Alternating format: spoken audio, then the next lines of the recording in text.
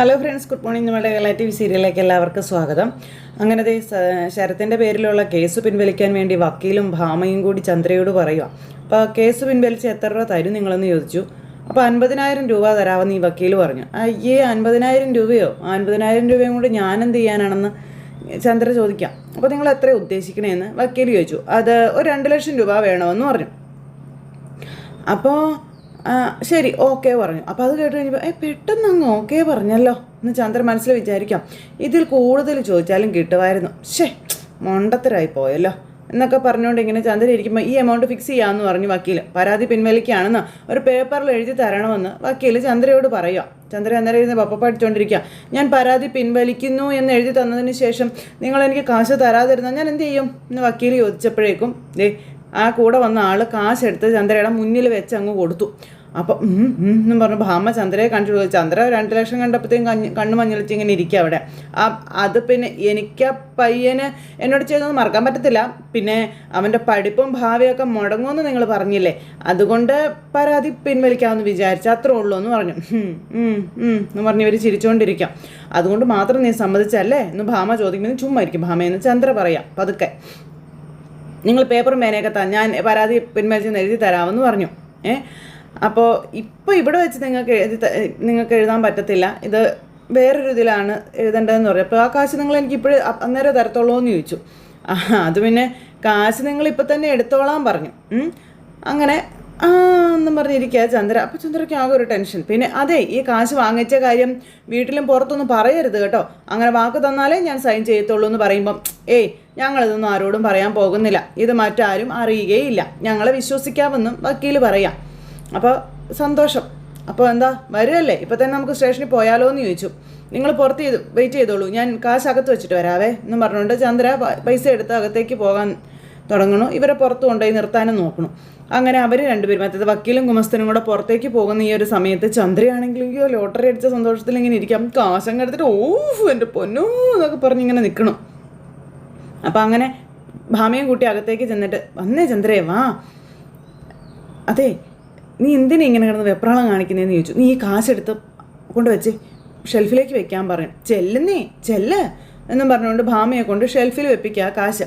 ചന്ദ്ര ഇതൊക്കെ കണ്ട് ഇങ്ങനെ നിൽക്കുമ്പോൾ, അതെ അവിടെ തന്നെ പൈസ ഇരുന്നോട്ടെ, ഞാൻ ആവശ്യം വരുമ്പോൾ വന്ന് വാങ്ങിച്ചോളാം കേട്ടോ, രേവതിയെ കൊണ്ടോ അവളുടെ കുടുംബത്തെ കൊണ്ടോ നിനക്കൊരു ഉപകാരവും ഇല്ലയെന്ന് നീ പറയാറില്ലേ, ഇപ്പം ഉപകാരം ആയില്ലേ എന്ന് ചോദിച്ചു ഭാമ. ആ കുടുംബം കാരണം നിനക്ക് 2 ലക്ഷം രൂപ കിട്ടിയില്ലേ, ആ പയ്യൻ്റെ ഭാവി സംരക്ഷിച്ചതിനെ ആ വക്കീൽ എനിക്ക് തന്ന ദക്ഷിണ ചെയ്തെന്ന് ചന്ദ്ര. നീ കാശ് ഭദ്രമായിട്ടന്നെ വെച്ചേക്കണം കേട്ടോ, ഞാൻ സ്റ്റേഷനിൽ ചെന്ന് പരാതി പിൻവലിക്കുന്നു എഴുതി കൊടുത്തിട്ട് വരാം കേട്ടോ എന്നും പറഞ്ഞുകൊണ്ട് ചന്ദ്ര എന്നിട്ട് ഭാമയുടെ അടുത്തുനിന്ന് പോവുക. ഈ സമയത്ത് സച്ചിയും രേവതിയും അവിടെ അച്ഛൻ്റെ അടുത്ത് വരുക കേട്ടോ. അച്ഛൻ വന്ന് ഭക്ഷണം കഴിക്കാൻ പറഞ്ഞു. എനിക്ക് വേണ്ടാന്ന് പറഞ്ഞു. അച്ഛൻ അങ്ങനെ പറയരുതെന്ന് സച്ചി പറയുമ്പോൾ, എനിക്ക് വിശപ്പില്ലാത്തത് കൊണ്ടാടാ, എനിക്ക് വേണ്ടാന്ന് പറഞ്ഞു. അത് കള്ളം പറയാം, കൃത്യസമയത്ത് ഭക്ഷണം കഴിക്കണമെന്ന് അച്ഛൻ തന്നെയല്ലേ ഞങ്ങളോട് പറയാറ്, വന്ന് കഴിച്ചവാ എന്നും പറഞ്ഞുകൊണ്ട് സച്ചിയും രേവതിയും നിർബന്ധിച്ചുകൊണ്ടിരിക്കാം. അച്ഛനൊന്ന് വാ അച്ഛാ, എഴുന്നേക്കച്ചാന്നും പറഞ്ഞുകൊണ്ട് ഇങ്ങനെ നിൽക്കുമ്പോൾ തന്നെ സച്ചിയുടെ ഫോണിലേക്ക് കോള് വന്നു. വക്കീലാ വിളിച്ചത്.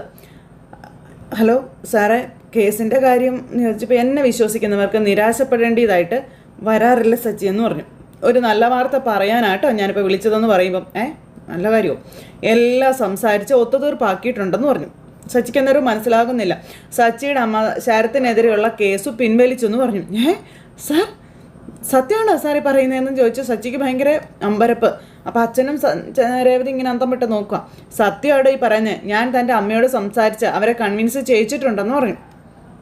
പിന്നെ സച്ചിയുടെ അമ്മ സ്റ്റേഷനിൽ ചെന്ന് ഇത് കുടുംബ വിഷയമാണെന്നും പരാതിയൊന്നുമില്ല, കംപ്ലൈൻറ്റ് പിൻവലിക്കുകയാണ് എന്നും പറഞ്ഞ് എഴുതി കൊടുത്ത് സൈൻ ചെയ്തെന്ന് പറഞ്ഞു. അയ്യോ സാറേ, എനിക്കത് അങ്ങോട്ട് വിശ്വസിക്കാൻ പറ്റുന്നില്ല സാറേ എന്നും പറഞ്ഞുകൊണ്ട് നിൽക്കുക നമ്മുടെ സച്ചി. അപ്പോഴത്തേക്ക് രേവതി ഓടി ഇറങ്ങി വന്നേ. സച്ചിയേട്ടാ എന്താ അദ്ദേഹം പറയുന്നേ? അപ്പോൾ അമ്മ പരാതി പിൻവലിച്ചെന്ന്. അപ്പോൾ എൻ്റെ ഈശ്വര, എൻ്റെ ദൈവമേ. അപ്പോഴത്തേക്ക് അച്ഛനും ഭയങ്കര സന്തോഷം. എടാ സത്യമാണോ? അപ്പോൾ നിൽക്കച്ചാന്നും പറഞ്ഞുകൊണ്ട് നമ്മുടെ സച്ചി ഇങ്ങനെ ബാക്കി കാര്യങ്ങൾ സംസാരിക്കുന്ന. കാക്ക മലർന്ന് പറക്കും, എൻ്റെ അമ്മയുടെ മനസ്സ് മാറുക എന്ന് വെച്ചാൽ അതൊരു നിസ്സാര കാര്യമല്ല എന്നൊക്കെ ഇങ്ങനെ സച്ചി വക്കീലിനോട് പറയാം. രേവതിക്ക് ഒരുപാട് സന്തോഷം. എങ്ങനെയാ സാർ അമ്മയെ കൊണ്ട് സമ്മതിപ്പിച്ചേ? എടോ, ഞാൻ എത്ര ക്ലയൻസിനെ കണ്ടതാ സച്ചി, ആരോട് എങ്ങനെ സംസാരിക്കണമെന്ന് എനിക്ക് നല്ലതുപോലെ അറിയാം എന്നൊക്കെ വക്കീൽ പറയാം. ഞാൻ സംസാരിക്കേണ്ട രീതിയിൽ അങ്ങ് സംസാരിച്ചു, അവരുടെ മനസ്സും മാറി. ഒടുവിൽ അവർ പരാതി പിൻവലിക്കാനും സമ്മതിച്ചു. എന്നാലും ഒരിക്കലും നടക്കില്ലെന്ന് കരുതിയ കാര്യമാണ്. നിങ്ങളൊരു മജീഷ്യനാണ് സർ എന്നൊക്കെ പറഞ്ഞുകൊണ്ട് സച്ചി ഇങ്ങനെ ഇയാളെ പൊക്കി വിടുമ്പോൾ ഞാൻ എൻ്റെ ജോലി ചെയ്തു സച്ചി, അത്രയേ ഉള്ളൂ. ഇനി ശരത്തിൻ്റെ പേരിൽ ഒരു കേസും ഇല്ല, അവന് ഒരു കേസും ഉണ്ടാവില്ല എന്ന് പറഞ്ഞു. വളരെ നന്ദിയുണ്ട് സർ, ഞാനും ഭാര്യയും പിന്നീട് ഒന്ന് സാറിനെ കണ്ടോളാമെന്ന് പറയുമ്പം ശരി ശരി സച്ചി, ഓക്കെ ഓക്കെ എന്നും പറഞ്ഞ് ഫോൺ അങ്ങ് കട്ട് ചെയ്തു. അങ്ങനെ ഇയാളിരുന്ന് ഭയങ്കര ചിരി. ഈ വക്കീല് ഇതൊക്കെ ഞാൻ എത്ര കണ്ടതാ എന്നും പറഞ്ഞു. അപ്പോൾ അച്ഛാ അമ്മ പരാതി പിൻവലിച്ചു എന്ന് പറഞ്ഞങ്ങ് ചെന്നപ്പോഴേക്കും ഇത് വിശ്വസിക്കാവോടാ, അമ്മ പരാതി പിൻവലിച്ചെന്നുള്ള സത്യമാണോ സച്ചിയെന്ന് അച്ഛൻ ചോദിക്കുവാണേ. അതെ സത്യം അച്ഛാ, അമ്മ പരാതി പിൻവലിച്ചു, ഇനി ശരത്തിന് ഒരു പ്രശ്നമില്ല അച്ഛാ എന്നും പറഞ്ഞുകൊണ്ട് ശരത്തിനെ പറ്റി പറഞ്ഞ് സച്ചി ഭയങ്കര സന്തോഷം, ഡാൻസ് കളിക്കുക എന്നും പറഞ്ഞ് ഭയങ്കര ഡാൻസ് പാവം. അപ്പോഴാണ് ശ്രുതിയും കൂടെ അങ്ങോട്ടേക്ക് ഇറങ്ങി വരുന്നത്. അവർ രണ്ടുപേരും കൂടെ ഇറങ്ങി വരുമ്പോൾ ഇവിടെ കിടന്ന് സച്ചി ഡാൻസ് കളിക്കുന്നത് കാണുന്നത്. ഹേയ് ഹേയ് ഹേയ് എന്നാടാ അത്, എന്താണ് നീ ഇവിടെ തുള്ളുന്നേ, നീ എന്തിനാ ഡാൻസ് കളിക്കുന്നേ, സന്തോഷം കൊണ്ട് എനിക്ക് നിൽക്കാൻ മേലടാന്നും പറഞ്ഞുകൊണ്ട് അന്നേരത്തേക്കും ശ്രുതിയെ ചെന്ന് ഉമ്മ വെച്ചോളൂ. അപ്പോഴേക്കും ശ്രീകാന്തും വർഷയും കൂടെ ഇറങ്ങി വന്നു. അമ്മ ഇങ്ങോട്ട് തിരിച്ചു വരാത്തതിൻ്റെ വിഷമത്തിലാണ് ഞങ്ങളെല്ലാവരും, നിനക്ക് മാത്രം സന്തോഷം, ഡാൻസ് കളിക്കാം അല്ലേടാ എന്ന് ശ്രുതി ചോദിക്കുമ്പം എടാ എൻ്റെ ഈ സന്തോഷത്തിന് കാരണം അമ്മ തന്നെയാടാ എന്ന് പറഞ്ഞു. അമ്മ കാരണം? അപ്പോൾ ശ്രീകാന്ത് ചോദിച്ചു അമ്മയോ, അതെന്താ? അതെടാ അമ്മ തന്നെയാടാ എന്ന് സച്ചി. ശരത്തിനെതിരെ കൊടുത്ത പരാതി അമ്മ പിൻവലിച്ചു എന്ന് രേവതി പറയുമ്പോഴത്തേക്ക് എന്നും പറഞ്ഞുകൊണ്ട് അന്തം വിട്ടിങ്ങനെ ശ്രുതിയും അതുപോലെ ശ്രുതിയും നോക്കുക. പരാതി അമ്മ പിൻവലിച്ചെന്നോ? ഇല്ല ഇല്ല ഒരിക്കലും വരില്ല, അങ്ങനെയൊന്നുമില്ല. അതെങ്ങനെയാണെന്ന് ചോദിച്ചാൽ എടാ പോലീസ് സ്റ്റേഷനിൽ ചെന്നത് കുടുംബവിഷയമാണ്, പരാതി പിൻവലിച്ചു എന്ന് പറഞ്ഞ് എഴുതി കൊടുത്തു. അമ്മ എഴുതി കൊടുത്തെന്നോ, നീ എന്തൊക്കെ ഈ പറയുന്നതെന്ന് ശ്രുതി ചോദിക്കും. അപ്പോൾ ശ്രീകാന്തിനും വർഷയ്ക്കും ഭയങ്കര സന്തോഷമായി. അവനെ ജയിലിൽ പറഞ്ഞയക്കും നാട്ടിൽ തന്നെയല്ലേ പറഞ്ഞേ, പിന്നെ ഇങ്ങനെ പെട്ടെന്ന് ഇങ്ങനെ ഒരു മനംമാറ്റം എന്ന് പറഞ്ഞുകൊണ്ട് ശ്രുതി ഇങ്ങനെ അവിടെ നിൽക്കുക. അമ്മ എന്നാലും എന്നും പറഞ്ഞുകൊണ്ട് ശ്രുതി ഇങ്ങനെ നിൽക്കുന്നു. രേവതി അന്നേരം സർവ്വദൈവങ്ങളെയും വിളിച്ചിങ്ങനെ നന്ദി പറയാട്ടോ. അത് കഴിഞ്ഞപ്പോൾ രേവതി ഓടി അകത്തേക്ക് കയറിപ്പോയി. പോയത് പൂജാമുറിയിലേക്കാണ്. അവിടെ ചെന്ന് ദൈവങ്ങളോട് കൈ കൂപ്പി തൊഴുത് പ്രാർത്ഥിക്കാം. ഭഗവതി എൻ്റെ പ്രാർത്ഥന കേട്ടല്ലോ, എല്ലാം നല്ല രീതിയിൽ തന്നെ അവസാനിച്ചല്ലോ, ഭയപ്പെട്ടതുപോലെ ഒന്നും സംഭവിച്ചില്ലല്ലോ എന്നൊക്കെ പറഞ്ഞിങ്ങനെ പ്രാർത്ഥിക്കുക കേട്ടോ. ഇങ്ങനെ കരഞ്ഞ് പ്രാർത്ഥിക്കുക പൂജാമുറിയിൽ. അത് കഴിഞ്ഞ് പിന്നെ ശ്രീകാന്തും വർഷയും അവിടെ ഇങ്ങനെ ഇരുന്ന് ആലോചിക്കുക കേട്ടോ. പിന്നെ അച്ഛനും ഉണ്ട്, അവരെല്ലാവരും ഉണ്ട്. എടാ അമ്മ തിരിച്ചു വരാൻ വേണ്ടി അച്ഛൻ്റെ കാലിൽ പിടിച്ചെന്ന് തിരുമിയിട്ട് ഒരു കാര്യമില്ല, ഇത് അമ്മ സ്വന്തമായിട്ട് എടുത്ത തീരുമാനമാണെന്നൊക്കെ ശ്രുതി ഇരുന്ന് പറയുന്നു. എന്നാലും എങ്ങനെ എൻ്റെ അമ്മയുടെ മനസ്സ് മാറിയെന്ന ശ്രുതി ഇങ്ങനെ പറയുമ്പം ശ്രുതി അത്താണെന്നും പറഞ്ഞുകൊണ്ട് ഇങ്ങനെ നിൽക്കുന്നേ. അല്ല ഈ ഒരു പ്രശ്നത്തിൻ്റെ പേരിലല്ല അമ്മ വീട് വിട്ടു പോയത്, പരാതി കൊടുക്കരുതെന്ന് സച്ചേട്ടനും രേവതിയടുത്തേയും പറഞ്ഞിട്ട് പോലും അമ്മ കേട്ടില്ല. എന്നാലും ഇപ്പം മനസ്സ് മാറാൻ എന്തായിരിക്കും കാരണം? അന്നേരം ശ്രീകാന്ത് ഞാൻ പറഞ്ഞില്ലേ, ടൈം ചേഞ്ചസ് എവറിത്തിങ്. ഈ ദേഷ്യവും പെയിനും എന്നു വേണ്ട എല്ലാ ഇമോഷൻസും ഒരു സമയം കഴിയുമ്പോഴേ അതങ്ങ് കുറയുമെന്നേ. അങ്ങനെ ആൻറ്റിയുടെ മനസ്സും ചേഞ്ചായി, അത്രേ ഉള്ളൂ എന്ന് പറയും. രേവതി ഇത് കേട്ടോണ്ട് ഇറങ്ങി വരുന്നേ. അല്ല അന്ന് ഞാൻ പോയി പറഞ്ഞിട്ട് പോലും അവൾ പരാതി പിൻവലിച്ചില്ല, ഇതിപ്പോൾ എങ്ങനെ അവളുടെ മനസ്സ് മാറി, അതിൻ്റെ കാരണം ഞാൻ ആലോചിക്കുന്നത് എന്നിങ്ങനെ നമ്മുടെ അച്ഛൻ പറയുമ്പോൾ അതാ ഞാനും ആലോചിക്കുന്നതെന്ന് ശ്രുതി പറയാം. അപ്പോഴത്തേക്ക് ഇങ്ങനെ ഇവരെല്ലാവരും ശ്രുതിയെ നോക്കട്ടോ, എന്തുകൊണ്ടായിരിക്കും പരാതി പിൻവലിച്ചേ? ആൻറ്റി ഒരിക്കലും അങ്ങനെ ചെയ്യുമെന്ന് ഞാൻ പ്രതീക്ഷിച്ചില്ല എന്ന് ശ്രുതി പറയുമ്പോൾ എന്ന് പറഞ്ഞുകൊണ്ട് അച്ഛൻ ശ്രുതിയുടെ നേരെയും നോക്കി. അമ്മ പരാതി പിൻവലിച്ചത് നിനക്ക് ഇഷ്ടമായില്ലെന്ന് തോന്നുന്നല്ലോ എന്ന് രേവതി പറഞ്ഞപ്പം അയ്യോ അങ്ങനെയല്ല രേവതി ഞാൻ പറഞ്ഞത്, അവനെ പരാതി പിൻവലിക്കില്ല, അവനെ ജയിലിൽ കയറ്റണം എന്ന് ആൻറ്റി സ്ട്രോങ് ആയിട്ട് പറഞ്ഞിരുന്നതാണല്ലോ. ഇപ്പം പെട്ടെന്ന് മനസ്സൊക്കെ മാറി, അതിൻ്റെ റീസൺ എന്താണെന്ന് അറിയണ്ട, അതുകൊണ്ട് ഞാൻ പറഞ്ഞു പോയതാണെന്നൊക്കെ പറഞ്ഞുകൊണ്ട് ശ്രുതി അവിടെ നിന്ന് ഇങ്ങനെ ഉരുണ്ട് കളിക്കുക ഇവരുടെ അരികിൽ. സച്ചിക്ക് കാര്യം മനസ്സിലായി, അവളുടെ ഉള്ളിലെ വിഷം എത്രത്തോളം ഉണ്ടെന്ന്. അമ്മയും 3 മക്കളെ പ്രസവിച്ച ഒരാൾ തന്നെയല്ലേ. ശരത്ത് ജയിലിൽ പോയാൽ എൻ്റെ അമ്മയുടെ അവസ്ഥ എന്താകുമെന്ന് അമ്മ ചിലപ്പോൾ ഓർത്ത് കാണുമായിരിക്കും. ശരത്തിൻ്റെ ഭാവി നഷ്ടപ്പെടുത്തണ്ടെന്ന് അമ്മ ചിലപ്പോൾ കരുതി കാണുമായിരിക്കും. അതുകൊണ്ടായിരിക്കും അമ്മ പരാതിയൊക്കെ പിൻവലിച്ചത്. അങ്ങനെയും സംഭവിച്ചൂടെ എന്നങ്ങനെ നമ്മുടെ രേവതി അന്നേരം ചോദിക്കുക. വാ അമ്മ പരാതി പിൻവലിച്ചല്ലോ, അപ്പോൾ അച്ഛൻ ചെന്ന് അമ്മയെ കൂട്ടിക്കൊണ്ട് വരാൻ സച്ചി പറഞ്ഞു. ഞാൻ പറഞ്ഞിട്ടാണോ അവൾ പോയത്? ഞാൻ വിളിച്ചിട്ടേ എന്തായാലും അവൾ ഇങ്ങോട്ട് വരാൻ പോകുന്നില്ല എന്ന് സച്ചി അന്നേരം പറഞ്ഞു. എന്ന് പറഞ്ഞ് ശ്രുതി ഇങ്ങനെ ഇരിക്കുക. അച്ഛൻ വാശി കാണിക്കല്ലേ അച്ഛാ, ചെല്ല അച്ഛാമ്മ പോയി കൂട്ടിക്കൊണ്ട് വാ അച്ഛാ. അപ്പം ഞാൻ പോവില്ല എന്നായി അച്ഛൻ, എന്നെക്കൊണ്ട് പറ്റില്ല എന്ന്. അപ്പം ചെല്ലച്ചാന്ന് രേവതി. ഇതുപോലെ ചെറിയ ചെറിയ പ്രശ്നങ്ങൾ വന്ന് അവൾ എത്ര തവണ ഇവിടെ നിന്ന് ഇറങ്ങിപ്പോയിട്ടുള്ളതാ, കുറച്ച് കഴിയുമ്പോൾ നാണം കെട്ട് തിരിച്ചു വരികയും ചെയ്യില്ലേ. എന്തായാലും ഞാൻ പോയി വിളിക്കുന്ന പ്രശ്നമില്ല. അമ്മ അച്ഛൻ പോയി വിളിച്ചില്ലെങ്കിൽ അമ്മ വാശിക്ക് അവിടെ തന്നെ താമസിക്കും, ഇനി ഇങ്ങോട്ട് വരത്തുമില്ല. ഇതേ മുമ്പത്തെ പോലെ ഒന്നുമല്ല, അമ്മ ഇപ്പോൾ ഭയങ്കര വാശിയില്ല. എടാ അവൾ അവിടെ താമസിക്കട്ടെടാ, ഏതായാലും ഞാൻ അങ്ങോട്ട് പോകാൻ പോകുന്നില്ല എന്ന് രവിയേട്ടൻ അന്നേരം പറഞ്ഞു. ഇത് കേട്ട് കഴിഞ്ഞപ്പം അച്ഛന് പ്രശ്നമൊക്കെ ഉണ്ട്, അച്ഛൻ ഇവിടെ നല്ല വിഷമത്തിലാണെന്ന് മുഖം കണ്ട് അറിയില്ലേന്ന് ചോദിച്ചു. എന്താടാ പ്രശ്നമുണ്ടെന്ന് എൻ്റെ മുഖത്ത് എഴുതി വെച്ചേക്കാണെന്ന് അച്ഛൻ ചോദിക്കും. അച്ഛൻ ചുമ്മാ കളിക്കരുത് കേട്ടോ അച്ഛാ, അച്ഛൻ ചെന്നൊന്ന് കൂട്ടിക്കൊണ്ട് വാ അച്ഛാ, ചെല്ല അച്ഛാന്നും പറഞ്ഞുകൊണ്ട് ഇങ്ങനെ നിർബന്ധിക്കാം. ഞങ്ങളെല്ലാവരും കൂടെ ഉണ്ടെങ്കിലും അമ്മ കൂടെ ഇല്ലെങ്കിൽ കറണ്ട് പോയ ഏരിയ പോലെ അച്ഛൻ്റെ മുഖം ഇങ്ങനെ എപ്പോഴും കറുത്തേ ഇരിക്കത്തുള്ളൂ എന്നും പറഞ്ഞുകൊണ്ട് ഇങ്ങനെ സച്ചി പറയുക. അന്നേരം അങ്കിള് ചെന്ന് വിളിച്ച് ആൻറ്റി വരും. ചെല്ലങ്കിളെന്ന് പറഞ്ഞുകൊണ്ട് ശ്രുതിയും നിർബന്ധിക്കാം. അപ്പം അതെ ഞാൻ ചെന്ന് വിളിച്ചാൽ എൻ്റെ അമ്മ വരും, ഞാൻ ചെല്ലാം എന്ന് പറഞ്ഞ് ശ്രുതി കേൾക്കുമ്പോൾ നീ പോവല്ലേടാ അവിടെ ഇരിക്കാൻ പറഞ്ഞു. നീ ചെന്ന് വിളിച്ചാൽ പിന്നെ അച്ഛൻ വിളിക്കാൻ വന്നില്ലെന്നും പറഞ്ഞ് അമ്മ അവിടെ തന്നെ നിൽക്കും, പിന്നെ ഇങ്ങോട്ട് അമ്മ വരുത്തേ ഇല്ല. നീ പോകണ്ട, അച്ഛൻ പോയി വിളിച്ചോണ്ട് ഇവിടെ ഇരിക്കേ കൊരങ്ങൻ അവൻ പോകാൻ നിൽക്കുന്നു എന്ന് പറഞ്ഞുകൊണ്ട് സച്ചി ഇങ്ങനെ പറയാം എന്ന് പറഞ്ഞുകൊണ്ട് ഇങ്ങനെ ഇരിക്കുക നമ്മുടെ ശ്രുതി. അപ്പോൾ എല്ലാവരും ഇരുന്ന് അച്ഛനെ നിർബന്ധിക്കുക, ചെല്ലച്ചാ എന്ന് പറഞ്ഞാൽ അച്ഛൻ പോയി അമ്മയെ കൂട്ടിക്കൊണ്ട് വച്ചാ ചെല്ലച്ചാ എന്ന് പറഞ്ഞാൽ അങ്ങനെ നിർബന്ധിച്ച് അച്ഛനെ വിടും എന്നുള്ള ഒരു ഇതിലേക്ക് ഇവരെത്തിയെങ്കിലും അച്ഛൻ കുറേ നേരം ആലോചിച്ചിരുന്നിട്ട് പറഞ്ഞു ഞാൻ പോകത്തില്ല എന്ന്. അപ്പം ഞാൻ പോകാമെന്ന് പറഞ്ഞതാ എന്നും പറഞ്ഞുകൊണ്ട് ഇങ്ങനെ സുധി നേരം അവിടെ ഇരുന്ന് പറയുവാണ്. അപ്പോൾ മക്കളൊക്കെ പറഞ്ഞിട്ട് അച്ഛൻ കേൾക്കുന്നില്ല കേട്ടോ. അപ്പോൾ അതേ സത്യത്തിനും അല്ലെങ്കിൽ മര്യാദയ്ക്കും അല്ലാതെ ഞാനൊന്നും ചെയ്യില്ല. അവളുടെ തോന്നിവാസം പോലെ ഏത് രീതിയിൽ വേണേലും അവൾ കാട്ടിക്കൂട്ടുന്നു. പോകുന്നവരാരായിരുന്നാലും അത് ഒരു കാര്യം അമ്മയോട് ഉറപ്പിച്ച് പറഞ്ഞോളണം, വാശിക്കും സ്വന്തം വിജയത്തിനും വേണ്ടി എന്തും കാട്ടിക്കൂട്ടുമ്പോഴേ വേദനിക്കുന്ന ചില മനുഷ്യരുണ്ട് എന്ന് ഓർക്കണം എന്ന്. അത് കാണാതെ തിരിച്ച് ജീവിതത്തിലേക്ക് വന്നാലും അവിടെ സന്തോഷം ഉണ്ടാവില്ല എന്ന് നിങ്ങൾ പറഞ്ഞേക്കണമെന്ന് അച്ഛൻ അവിടെ നിന്ന് ഇങ്ങനെ മക്കളോട് പറയുക. പോകില്ല എന്ന് അച്ഛൻ ഉറപ്പിച്ചു പറയുകയും ചെയ്തു. അത് കഴിഞ്ഞ് രവേണ്ണ അകത്തേക്ക് കയറിപ്പോയി. മക്കളെല്ലാവരും കൂടി ഇങ്ങനെ അങ്ങോട്ട് ഇരിക്കുക. അച്ഛൻ പോയി വിളിച്ചിരുന്നെങ്കിൽ അമ്മ വന്നേനെ എന്നും പറഞ്ഞുകൊണ്ട് ശ്രുതി അവിടെ ഇരിക്കുക. ഈ സമയത്ത് ശ്രുതി ഭയങ്കര ആലോചന, എന്തുകൊണ്ടായിരിക്കും എന്നിട്ട് ഇരുന്ന് ഇങ്ങനെ ആലോചനയാട്ടോ. അത് കഴിഞ്ഞ് മീരയുടെ അടുത്തേക്ക് ചെന്നു. മീരയുടെ അടുത്ത് നീ വിവരം പറയും. എന്നാലും ആര് പരാതി പിൻവലിച്ചെന്നോ, സത്യമാണോ നീ പറയുന്നതെന്ന് മീര ചോദിച്ചു. അതേടി സത്യമാണ്, ആൻറ്റിയുടെ ദേഷ്യം കണ്ടിട്ടേ ശരത്തിനെ ജയിലിൽ കയറ്റാതെ വീടില്ലെന്നാണ് ഞാൻ കരുതിയത്. ഇപ്പോൾ പെട്ടെന്ന് പരാതിയൊക്കെ പിൻവലിച്ചിരിക്കുക. അതെന്താ സംഭവം എന്ന് മനസ്സിലാകുന്നില്ല. ആൻറ്റിക്ക് ഇത് എന്താ പറ്റിയെന്ന് എനിക്കങ്ങ് പിടുത്തം കിട്ടുന്നില്ല. എനിക്കാണെങ്കിലൊന്നും മനസ്സിലാകുന്നുമില്ല.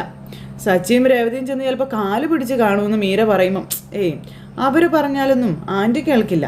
അതുമാത്രമല്ല ഈ ന്യൂസ് അവർക്കും ഒരു സർപ്രൈസ് ആയിരുന്നു.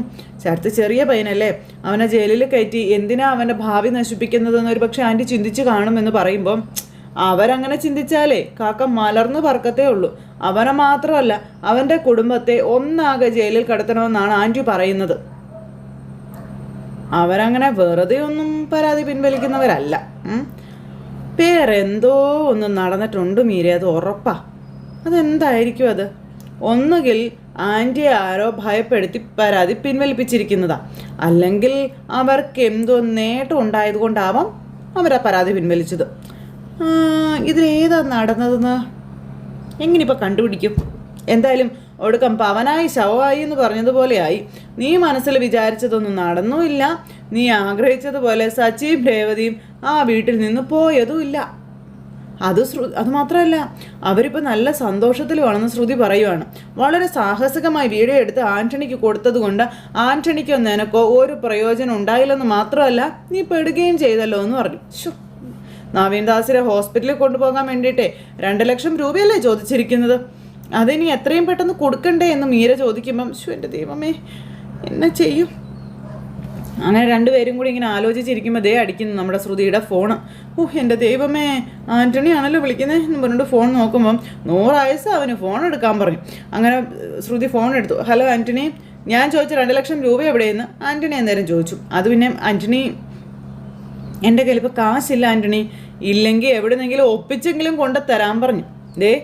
നവീൻ ദാസിൻ്റെ നില വളരെ മോശമാണ്, അവൻ മരിച്ചുകൊണ്ടിരിക്കുകയാണെന്നും പെട്ടെന്ന് എന്തെങ്കിലും ചെയ്തില്ലെങ്കിലേ അത് പ്രശ്നമാകും കേട്ടോ എന്ന് ആൻ്റണി പറയുമ്പം ആൻ്റണി ഞാൻ പെട്ടെന്ന് തന്നെ കാശ് എവിടെന്നെങ്കിലും അറേഞ്ച് ചെയ്ത് കൊണ്ടുതരാം, കൊണ്ടുവന്നാൽ നിനക്ക് കൊള്ളാം, പെട്ടെന്ന് കാശ് എവിടെ നിന്നത് വെച്ച് എത്തിക്കാൻ നോക്കുക എന്നും പറഞ്ഞുകൊണ്ട് ഇപ്പോൾ ഫോൺ അങ്ങ് കട്ട് ചെയ്തു. എന്നിട്ട് ഇവിടെ ഇന്ന് ഭയങ്കര ചിരിയാണ്. കൂട്ടുകാരെല്ലാവരും കൂടെ അപ്പുറം ഇപ്പുറമായിരുന്നു ഇങ്ങനെ ചിരിക്കുന്നു. ഇത് എന്തൊരു അവസ്ഥ, ഇതെല്ലാം എനിക്കിപ്പോൾ എഗെയിൻസ്റ്റ് ആയെന്നും പറഞ്ഞുകൊണ്ടിരിക്കും. ഇനിയിപ്പോൾ കാശ് എങ്ങനെ കൊടുക്കുമെന്ന് ചോദിച്ചു മീര. എനിക്കറിയില്ല എൻ്റെ മീര, പക്ഷേ എങ്ങനെയെങ്കിലും കൊടുത്തേ പറ്റുള്ളൂ എന്ന് ശ്രുതി പറയാം. ആ നവീൻ ദാസിന് എന്തെങ്കിലും പറ്റിയാൽ ഞാൻ ജയിലിൽ പോകേണ്ടി വരുമോ എന്നൊക്കെ പറഞ്ഞ് ശ്രുതി നിന്ന് ഇങ്ങനെ ഭയങ്കരമായിട്ട് ടെൻഷൻ അടിക്കുക. എന്ത് ചെയ്യുന്നു. ആ സമയത്ത് പിന്നെ കാണിക്കുന്നത് നമ്മുടെ ദേവും അമ്മയും കൂടെ ഇരിക്കുമ്പോൾ ദേവുവിൻ്റെ ഫോണിൽ കോൾ വന്നു. ആണോ എന്നൊക്കെ ചോദിച്ചുകൊണ്ട് ഇങ്ങനെ ദേവ് ഫോണിൽ സംസാരിക്കാം. ഓക്കെ എന്നും പറഞ്ഞ് ഫോൺ കട്ട് ചെയ്തിട്ട് ഓടിച്ചെന്ന് അമ്മയോട്, അമ്മേ സച്ചേട്ടൻ്റെ അമ്മ ശരത്തിനെതിരെ കൊടുത്ത പരാതി പിൻവലിച്ചു എന്ന് പറയുമ്പോഴത്തേക്ക് ലക്ഷ്മിയമ്മ ചാടി എഴുന്നേറ്റു. സത്യമാണ് മോളി പറയുന്നതെന്ന് ചോദിച്ചു.